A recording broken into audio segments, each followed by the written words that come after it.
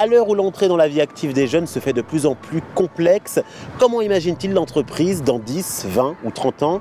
Comment imaginent-ils l'entreprise qui leur donnera envie de s'investir et qui assurera aux deux parties prenantes une coexistence harmonieuse?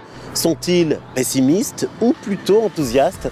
Voici leur réponse. Optimiste quant à mon avenir, oui. Quant à l'avenir de toutes les entreprises, non. Moi, je tends toujours à être optimiste. Bien sûr, on est optimiste par rapport à l'avenir, sinon on ne ferait pas d'études à l'heure actuelle.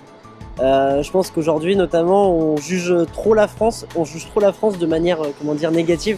Aujourd'hui, la France, c'est le meilleur pays au monde pour monter une start-up, notamment. Donc moi, c'est ce que j'aimerais bien faire plus tard. Et oui, on peut être qu'optimiste sur notre avenir. Moi, la structure qui m'intéresse, ça serait une structure que je vais créer, parce que je suis là pour faire de l'entrepreneuriat. Donc ça serait plutôt une petite start-up pour commencer, et après, dans l'idéal, quelque chose qui va se développer. La notion d'entrepreneuriat est-elle importante pour eux?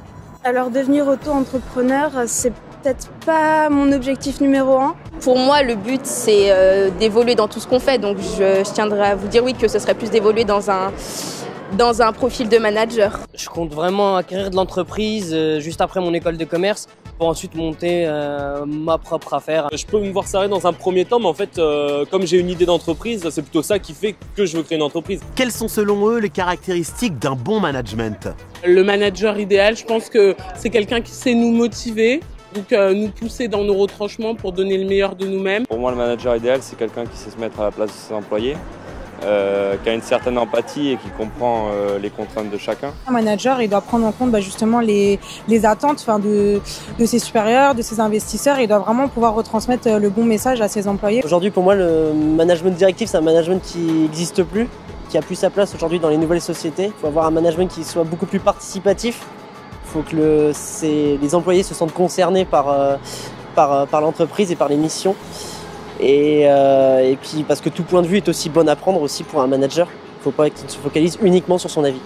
Pour moi, un manager idéal, c'est quelqu'un qui va prendre part à la vie de l'entreprise, c'est-à-dire un management plutôt participatif, qui va pouvoir suivre ses employés et savoir les motiver en fonction des objectifs à atteindre. On le voit, ils sont plutôt enthousiastes quant à l'avenir, mais selon eux, quelles nouvelles technologies ou mécanismes internes favoriseront et optimiseront leur travail? Il y a la téléconférence, mais évidemment, ça ne remplace pas un contact direct et humain sur certains aspects de l'entreprise. Mettre en place des nouveaux process qui permettent, qui facilitent le travail. Nous, on voit en cours tout ce qui est le big data et tout. C'est vraiment ça en fait. Je pense que le mécanisme principal, c'est d'être à l'écoute des innovations, des nouvelles technologies. Aller dans tout ce qui est salon d'innovation où les petites startups montrent leurs innovations. Aujourd'hui, on parle du travail à la maison, du dépassement de fonction. Il y a des logiciels qui sont développés pour favoriser la gestion de projet. Et il y a aussi tout ce qui est Google Drive, Dropbox, toutes ces choses qui permettent de mettre en commun tous nos dossiers et qui étaient peut-être pas disponibles avant. Ce qui ressort de ce micro-trottoir, ce sont des entreprises connectées, notamment via le digital. L'entrepreneuriat se veut aussi prédominant, avec toujours cette envie de lier le collaboratif ainsi que le participatif.